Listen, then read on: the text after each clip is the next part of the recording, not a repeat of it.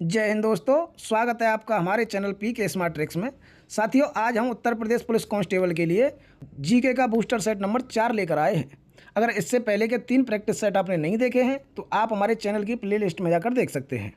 Channel पर नए हैं, चैनल को सब्सक्राइब कर लें, बेल आइकन की घंटी को भी दबा लें, जिससे कि आगे आने वाली वीडियो भी आपको मिलती रहे। यहाँ दोस्तों 15 मिनट की समय सीमा दी गई है, तो 15 मिनट में हम इसको करने की कोशिश करेंगे। पहला क्वेश्चन देख लें।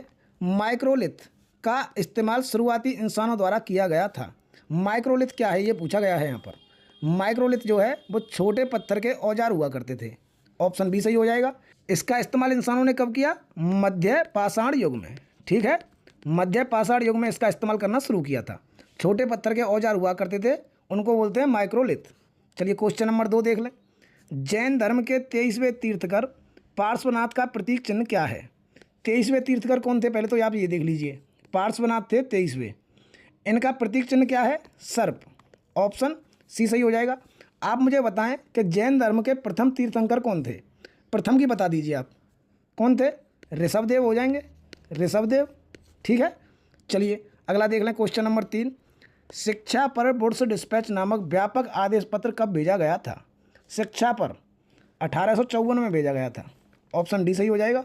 आप मुझे ये बताइए कि 1854 में गवर्नर जनरल कौन था? डलहौजी हो जाएंगे, डलहौजी। ठीक है, इन्हीं के शासनकाल में वुड्स डिस्पैच नामक व्यापक आदेश पत्र भेजा गया था। अब ये वुड्स डिस्पैच क्या है?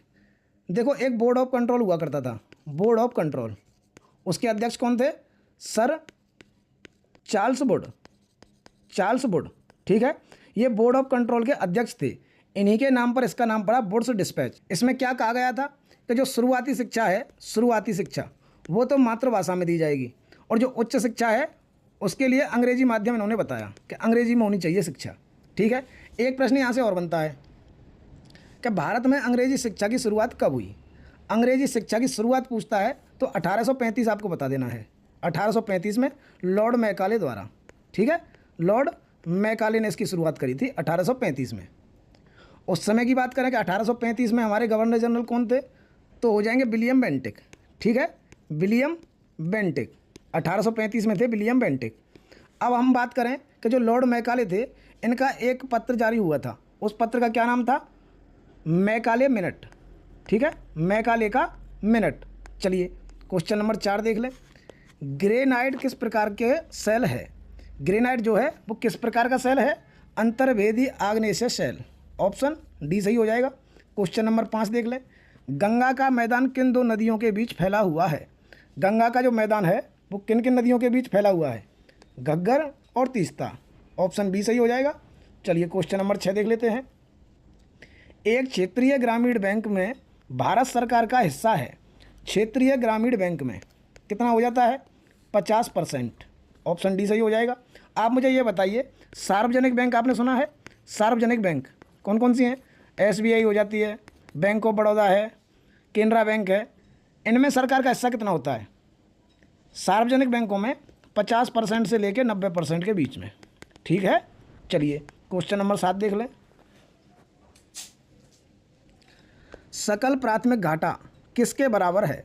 सकल प्राथमिक घाटा ये हो जाता है सकल राजकोषीय घाटे और ब्याज के भुगतानों के बीच अंतर। ऑप्शन सी सही हो जाएगा। चलिए क्वेश्चन नंबर 8 देख लें। फ़ारेनहाइट पैमाने पर वाष्प बिंदु क्या है? फ़ारेनहाइट पैमाने पर वाष्प बिंदु हो जाएगी 212 डिग्री फ़ारेनहाइट। दोस्तों ये बताओ, शरीर का तापमान कितना होता है? मनुष्य के शरीर का तापमान कितना होता है?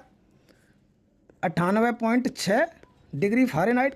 अगर सेल्सियस में बात करेंगे तो 37 डिग्री सेल्सियस। ठीक है ना। चलिए अगला देख लें। Question number 9। पृथ्वी की सतह पर मापने पर एक वस्तु का भार 60 न्यूटन है। चंद्रमा पर मापने पर इसका भार क्या होगा? धरती पर कितना है? 60 न्यूटन। अगर हम चंद्रमा पर नापेंगे तो 1/6 हो जाता है, तो कितना हो जाएगा? यानी कि 10 न्यूटन। ऑप्शन सी सही हो जाएगा। क्वेश्चन नंबर 10 देख लें। रासायनिक उद्योग में कच्चे माल के रूप में व्यापक रूप से उपयोग किए जाने वाले कैल्शियम हाइड्रोक्साइड के संतृप्त विलयन का नाम क्या है?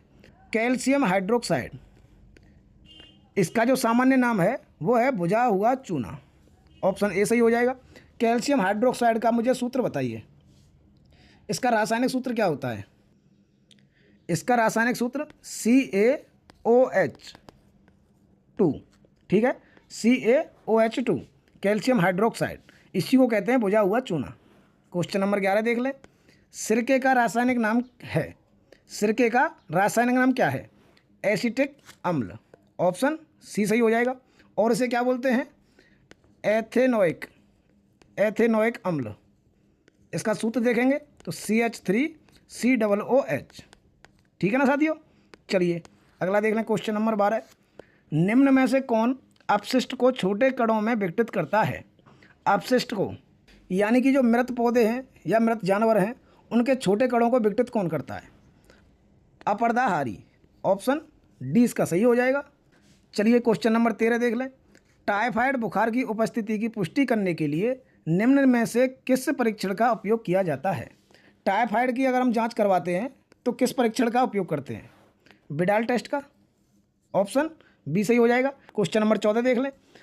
भारत का राष्ट्रीय खेल दिवस किस तिथि को मनाया जाता है? राष्ट्रीय खेल दिवस कब हो जाएगा? 29 अगस्त, ऑप्शन डी सही हो जाएगा। 26 जनवरी पता होगी आपको। 30 जनवरी क्या है बताइए? 30 जनवरी बताइए। शहीद दिवस, 30 जनवरी को है शहीद दिवस। महात्मा गांधी जी की पुण्यतिथि पर शहीद दिवस मनाया जाता है 30 जनवरी को। महात्मा गांधी जी की मृत्यु कब हुई है? 1948 में, ठीक है ना, 30 जनवरी 1948।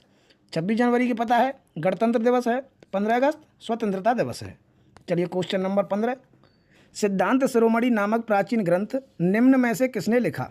सिद्धांत शिरोमणि बताइए, सिद्धांत शिरोमणि किसने लिखा है? भास्कराचार्य द्वितीय ने, ऑप्शन सी सही हो जाएगा। क्वेश्चन नंबर 16 देख लें। निम्नलिखित में से कौन सा खिलाड़ी भाला फेंक यानी कि जेवलिन थ्रो से जुड़ा है? भाला फेंक नीरज चोपड़ा हो जाएंगे, ऑप्शन बी सही हो जाएगा। आप ये बताइए, ये जो नीरज चोपड़ा हैं इनको कई बार गोल्ड मेडल मिला है, आप बताएंगे कब कब मिला है? सबसे पहले आप देखो तो ओलंपिक खेल, ओलंपिक कहाँ हुए थे? टोक्यो में, 2020 में प्रस्तावित थे, हुए 2021 में, इसमें इन्होंने गोल्ड जीता था। आप देखें दूसरा एशियाई खेल 2018, एशियाई खेल 2018 जकार्ता में हुए, वहाँ भी इन्होंने गोल्ड जीता था। उसके बाद राष्ट्रमंडल खेल, राष्ट्रमंडल ये भी 2018 में हुए, कहाँ हुए? ऑस्ट्रेलिया में, यहाँ भी इन्होंने गोल्ड जीता था। किसमें? जेवलिन थ्रो में, ठीक है। चलिए क्वेश्चन नंबर 17 देख लेते हैं। पहली निर्वाचित संसद निम्नलिखित में से किस वर्ष अस्तित्व में आई? पहली निर्वाचित संसद 1952 में आई थी, ऑप्शन सी सही हो जाएगा। क्वेश्चन नंबर 18 देख लें। अल्लादी कृष्ण स्वामी अय्यर भारत की संविधान सभा के अध्यक्ष थे, कौन सी सभा के अध्यक्ष थे ये बता दीजिए। जो अल्लादी कृष्ण स्वामी अय्यर हैं वो थे प्रत्ययपत्र समिति के अध्यक्ष, ऑप्शन ए सही हो जाएगा। अगर आप देखें कार्यसूची के अध्यक्ष कौन थे? कार्यसूची के कौन हो जाएंगे? KM मुंशी, ठीक है। अगर आप देखें संघ सूची के JL नेहरू, संघ वाली जितनी भी हैं उनके हो जाएंगे JL नेहरू। मौलिक अधिकार उप समिति, यहाँ दोस्तों आपको कन्फ्यूज नहीं होना है, मौलिक अधिकार उप समिति के कौन है? JB कृपलानी, JB कृपलानी थे उप समिति के। अगर यहाँ पूछ लेता है मौलिक अधिकारों पर सलाहकार समिति के अध्यक्ष कौन थे? सलाहकार के, मौलिक अधिकारों पर सलाहकार समिति या फिर अल्पसंख्यक अधिकार सलाहकार समिति के अध्यक्ष, तो कौन हो जाएंगे? सरदार वल्लभ भाई पटेल, ठीक है ना, यहाँ कंफ्यूज नहीं होना है। अगर उप समिति पूछता है तो JB कृपलानी है, अगर पूछ ले कि मौलिक अधिकारों पर सलाहकार समिति तो हो जाएंगे सरदार वल्लभ भाई पटेल। चलिए अगला देख लें। क्वेश्चन नंबर 19, भारत के संविधान में अनुच्छेद 21A को निम्नलिखित में से किस वर्ष में समावेशित किया गया था? 21A की बात हो रही है, बता दीजिए 21A को कब जोड़ा गया है? 86वां संविधान संशोधन 2002, ऑप्शन सी सही हो जाएगा। 6 से 14 वर्ष तक के बच्चों के लिए मुफ्त एवं अनिवार्य शिक्षा, ठीक है ना। 45 में था पहले ये DPSP अनुच्छेद 45 में, इसको हटाकर कहाँ ला दिया? मौलिक अधिकार में 21A में। 45 में क्या रह गया? 0 से लेकर 6 वर्ष तक के बच्चों के लिए राज्य उनकी शुरुआती देखभाल करेगा और मातृभाषा में शिक्षा प्रदान करने के अवसर देगा, ठीक है ना। चलिए क्वेश्चन नंबर 20 देख लें। भारतीय संविधान का निम्नलिखित में से कौन सा अनुच्छेद अंतर्राष्ट्रीय शांति और सुरक्षा के प्रचार से संबंधित है? अंतर्राष्ट्रीय शांति और सुरक्षा के प्रचार से। अनुच्छेद 51 हो जाएगा। बात करें हम 40 की, पंचायतों का गठन हो जाएगा। बात करें हम 43 की, कर्मकारों को निर्वाह योग्य मजदूरी दी जाएगी और कुटीर उद्योगों को बढ़ावा दिया जाएगा। ठीक है, कुटीर उद्योगों को बढ़ावा दिया जाएगा। अगर हम 47 को देखें, पोषण आहार स्तर ऊंचा बढ़ाना, जीवन स्तर को ऊंचा बढ़ाना। ठीक है ना। चलिए क्वेश्चन नंबर 21 देख लें। मौलिक कर्तव्यों के बारे में संस्तुति के लिए कांग्रेस पार्टी ने 1976 में कौन सी समिति गठित की? 1976 में मौलिक कर्तव्यों के लिए कौन सी समिति? सरदार स्वर्ण सिंह समिति। इसी के आधार पर हमारे संविधान में मौलिक कर्तव्यों को जोड़ा गया था। मौलिक कर्तव्य कहाँ से लिए गए? रूस के संविधान से। ठीक है। क्वेश्चन नंबर 22 देख लो। भारतीय संविधान के राज्य के नीति निर्देशक सिद्धांतों की श्रेणी में निम्नलिखित में से किसे शामिल नहीं किया गया है? नेहरूवादी। ऑप्शन ए सही हो जाएगा। क्वेश्चन नंबर 23 देख लें। भारत के संविधान के किस अनुच्छेद के तहत प्रधानमंत्री मंत्रिपरिषद का प्रमुख होता है? प्रधानमंत्री जो है वो मंत्रिपरिषद का मुखिया होता है। कौन से अनुच्छेद के द्वारा? अनुच्छेद 74। अगर आप देखेंगे अनुच्छेद 74 का जो एक है उसमें कहा गया है कि मंत्रिपरिषद का मुखिया प्रधानमंत्री होगा। चलिए क्वेश्चन नंबर 24 देख लें। स्वतंत्र भारत की लोकसभा का प्रथम सत्र कब हुआ था? स्वतंत्र भारत की लोकसभा का प्रथम सत्र कब हुआ है? 13 मई 1952।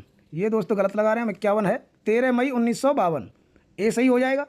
अगर हम यहाँ बात करें तो लोकसभा कब अस्तित्व में आई? लोकसभा की बता दीजिए। प्रथम निर्वाचित लोकसभा 17 अप्रैल 1952। ठीक है। अगर हम यही बात कर लें राज्यसभा की भी बता दीजिए। 3 अप्रैल 1952। ठीक है ना। इनका पहला क्या पूछा है? सत्र पूछा है यहाँ पर। पहला सत्र कब हुआ? 13 मई 1952। चलिए क्वेश्चन नंबर 25 देख लें। भारतीय संविधान के निम्नलिखित प्रावधानों में से कौन सा प्रावधान संसद के साधारण बहुमत द्वारा संशोधित किया जा सकता है? यहाँ हम देखें मौलिक अधिकार को संशोधित कर सकते हैं, वो भी साधारण बहुमत से नहीं कर सकते। 7वीं अनुसूची की कोई भी सूची, इसे भी नहीं कर सकते। संसद की गढ़पूर्ति कोरम, संसद की गढ़पूर्ति कौन से अनुच्छेद में है? अनुच्छेद 100। इसके लिए 1/10 होना जरूरी है। ठीक है, 1/10 सदस्यों को उपस्थित होना जरूरी है, यानी कि 10% भी बोल सकते हैं आप। अगर हम लोकसभा की बात करेंगे 550 होते हैं तो कम से कम 55। अगर राज्यसभा की बात करेंगे तो कम से कम 25। ठीक है, गढ़पूर्ति हो गई। तो इसमें ये सी वाला ही सही हो जाएगा, यानी कि ऑप्शन सी, संसद के गढ़पूर्ति कोरम को, इसको साधारण बहुमत द्वारा संशोधित किया जा सकता है। क्वेश्चन नंबर 26 देख लें। भारत के संविधान के निम्नलिखित में से किस संशोधन अधिनियम ने रियासतों के पूर्व शासकों के प्रीवी पर्स और विशेषाधिकार को समाप्त कर दिया? जो पहले राजा हुआ करते थे उनके प्रीवी पर्स और विशेषाधिकार समाप्त कर दिए। कौन से संविधान संशोधन द्वारा? 26वां संविधान संशोधन 1971। ठीक है। चलिए क्वेश्चन नंबर 27। निम्नलिखित में से किसके अंतर्गत भारतीय प्रशासनिक सेवा और भारतीय पुलिस सेवा को संसद द्वारा सृजित सेवाएं माना जाता है? अगर आप अनुच्छेद 312 को देखेंगे तो उसमें पाएंगे कि जो राज्यसभा है वो अपने 2/3 बहुमत से अगर पारित कर दे कि नई अखिल सेवाएं सृजित करनी है तो संसद 312 के तहत नई अखिल सेवाएं सृजित कर देती है। क्वेश्चन नंबर 28 देख लें। अनुसूचित जाति और अनुसूचित जनजाति के लिए निम्न में से किस अनुच्छेद के अंतर्गत निम्न सदन यानी कि लोकसभा में सीटों के आरक्षण के प्रावधान किए गए हैं? लोकसभा में भी किए गए हैं और विधानसभा में भी किए गए हैं। किस अनुच्छेद में? अनुच्छेद 330। ऑप्शन बी सही हो जाएगा। क्वेश्चन नंबर 29 देख लें। भारत में मतदान की आयु कब घटाकर 18 वर्ष कर दी गई? पहले 21 वर्ष हुआ करती थी, लेकिन 1989 में 61वां संविधान संशोधन था। 61वां संविधान संशोधन 1989 के द्वारा 21 वर्ष से घटाकर 18 वर्ष कर दी गई। उस टाइम पीएम कौन थे? राजीव गांधी। चलिए क्वेश्चन नंबर 30 देख लें। निम्नलिखित में से कौन चुनाव आयोग के परामर्श से राज्य विधानमंडल के सदस्यों की अयोग्यता के प्रश्न पर निर्णय लेता है? विधानसभा की बात हो रही है दोस्तों, विधानमंडल की कौन लेगा? राज्यपाल। अंतिम फैसला राज्यपाल का होता है। क्वेश्चन नंबर 31 देख लें। उच्च न्यायालयों के मुख्य न्यायाधीश और न्यायाधीशों की नियुक्ति किसके द्वारा की जाती है? उच्च न्यायालय की बात हो रही है। आप मुझे ये बताइए, वर्तमान में पूरे भारत में उच्च न्यायालयों की संख्या कितनी है? उच्च न्यायालयों की संख्या बता दीजिए। यहाँ क्या पूछा है? मुख्य न्यायाधीश और न्यायाधीशों की नियुक्ति उच्च न्यायालय की पूछ रहा है, कौन हो जाएगा? राष्ट्रपति। ऑप्शन डी सही हो जाएगा। एक बात और मैं आपको बता देता हूँ यहाँ पर, 7वां संविधान संशोधन आपने सुना है? 7वां संविधान संशोधन 1956 में हुआ था। इसके द्वारा 2 फैसले हुए। एक तो ये कि 2 या 2 से अधिक राज्यों के लिए एक ही उच्च न्यायालय बन सकता है। दूसरा, 2 या 2 से अधिक राज्यों के लिए एक ही राज्यपाल बन सकता है। ठीक है ना? दोनों फैसले 7वां संविधान संशोधन 1956 में हुए हैं। क्वेश्चन नंबर 32 देख लें। निम्नलिखित में से भारत के नियंत्रक एवं का कार्यकाल मालिका परीक्षक, ये थोड़ा सा उल्टा दे दिया है। निम्नलिखित में से भारत के नियंत्रक एवं मालिका परीक्षक का कार्यकाल कौन सा है? ये थोड़ा आगे पीछे लिख दिया है। भारत के नियंत्रक एवं मालिका परीक्षक का कार्यकाल 6 वर्ष हो जाएगा। ऑप्शन बी सही हो जाएगा। अगर आप कैग को देखें, कैग कौन से अनुच्छेद में है? 148 में। ठीक है, इंपॉर्टेंट है, पूछ लेता है पेपर में। अनुच्छेद 148 में कैग दिया गया है। क्वेश्चन नंबर 33 देख लें। दहेज हत्या को अपराध बनाने के लिए महिला की मृत्यु कितनी अवधि दी है ना, के भीतर किसी भी जलन या शारीरिक चोट या सामान्य परिस्थितियों के बजाय अन्य किसी कारण से होनी चाहिए? शादी के 7 वर्ष, यानी कि ऑप्शन सी सही हो जाएगा। विवाह के 7 वर्ष तक अगर कोई महिला को ऐसी शारीरिक चोट या फिर सामान्य परिस्थितियों के बजाय अन्य किसी कारण से मृत्यु होती है तो उसको दहेज हत्या मान लिया जाता है। अगर हम बात करें दहेज हत्या की, आईपीसी की अगर आप देखोगे तो 304 बी, ठीक है, 304 बी में दिया गया था दहेज हत्या। इसके लिए दंड क्या था? 7 वर्ष से लेकर आजीवन कारावास। ठीक है, अगर हम देखें, अब चल रही है हमारे यहाँ बीएनएस, इसमें धारा 80, इसमें भी दंड यही है, 7 वर्ष से लेकर आजीवन कारावास। चलिए क्वेश्चन नंबर 34 देख लें। जनहित याचिका का जन्म कहाँ हुआ? जनहित याचिका कहाँ हुआ है बता दीजिए। अगर हम भारत की बात कर लें, भारत में कब आई है? 1980 के दशक में पीएन भगवती। ठीक है, पीएन भगवती द्वारा लाई गई। मुझे दूसरे और बता दीजिए, दूसरे कौन थे? बीआर, आप बताइए पूरा नाम। बीआर और आगे क्या है? कमेंट बॉक्स खुला हुआ है। एक प्रश्न और बनता है यहाँ पर, इसमें क्या कह देते हैं कि लोकस स्टैंडी के नियम में छूट देकर जनहित याचिका की शुरुआत हुई थी। क्वेश्चन बन जाता है कि किसमें छूट देकर जनहित याचिका की शुरुआत हुई? तो लोकस स्टैंडी। ठीक है, याद रखेंगे, लोकस स्टैंडी में ढील देकर जनहित याचिका की शुरुआत की किसने की? पीएन भगवती और बीआर कृष्ण अय्यर। ठीक है ना? अब मैं बात करूं कि यहाँ पूछा है जनहित याचिका का जन्म कहाँ हुआ, तो ये हुआ है अमेरिका में। ऑप्शन बी सही हो जाएगा। चलिए, भारत का केंद्रीय चिड़ियाघर प्राधिकरण सेंट्रल जू अथॉरिटी की स्थापना वर्ष में की गई, यानी कि जो भारत का केंद्रीय चिड़ियाघर प्राधिकरण है उसकी स्थापना कब हुई है? 1992 में हुई थी। किसके तहत हुई है? तो वन्य जीव, आपने नाम सुना होगा, वन्य जीव संरक्षण अधिनियम 1972 का है, वन्य जीव संरक्षण अधिनियम। इसके तहत केंद्रीय चिड़ियाघर प्राधिकरण की स्थापना हुई थी। कहाँ है भारत में केंद्रीय चिड़ियाघर प्राधिकरण? नई दिल्ली में। ठीक है ना, नई दिल्ली में है। चलिए क्वेश्चन नंबर 36 की तरफ बढ़ते हैं। किसी व्यक्ति को इंटरनेट, ईमेल या अन्य इलेक्ट्रॉनिक युक्ति से तंग करने या परेशान करना कहा जाता है? क्या कहा जाता है? Cyber stalking. ऑप्शन सी सही हो जाएगा। क्वेश्चन नंबर 37, सूचना का अधिकार अधिनियम के प्रावधानों के अंतर्गत भारत का कोई भी नागरिक से जानकारी का अनुरोध कर सकता है। किससे जानकारी का अनुरोध कर सकता है? लोक प्राधिकरण से। ऑप्शन ए सही हो जाएगा। देखो, सूचना का अधिकार अधिनियम कब आया? 2005 में। इसके तहत लोक प्राधिकरण को 30 दिनों के अंदर सूचना देनी होती है। चलिए क्वेश्चन नंबर 38 देख लें। धारा 23 के अंतर्गत नशे की अवस्था में किया गया कार्य अपराध नहीं माना जाएगा यदि व्यक्ति को उसकी जानकारी के बिना या इच्छा के विरुद्ध नशा दिया गया हो। बीएनएस की धारा है ये 23। ठीक है, बीएनएस की धारा 23 के तहत। चलिए क्वेश्चन नंबर 29 देख लें। बीएनएस में आतंकवाद को स्वतंत्र अपराध के रूप में किस धारा में परिभाषित किया गया है? आतंकवाद को किस में किया गया बता दीजिए।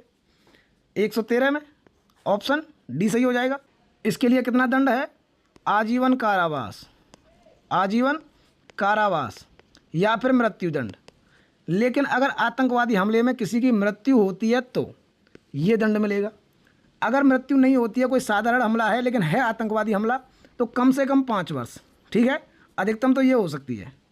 ठीक है, चलिए क्वेश्चन नंबर 40 भी देख लें।